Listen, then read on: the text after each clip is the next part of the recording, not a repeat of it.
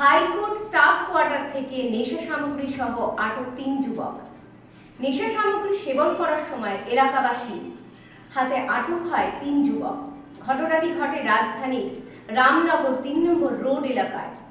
ঘটনাটিকে ঘিরে এলাকায় চাঞ্চল্য ছড়ায়। ৫০০ খালি বোতলের কৌটো সহ ভর্তি ১০ থেকে ১২টি কৌটো নেশা সামগ্রী উদ্ধার করে এলাকাবাসী। পরবর্তী খবর। প্রতি বছরের ন্যায় এবছরও কবিগুরুর জন্মজয়ন্তী উদযাপন উপলক্ষে রবীন্দ্র কাননে চলছে প্রস্তুতি।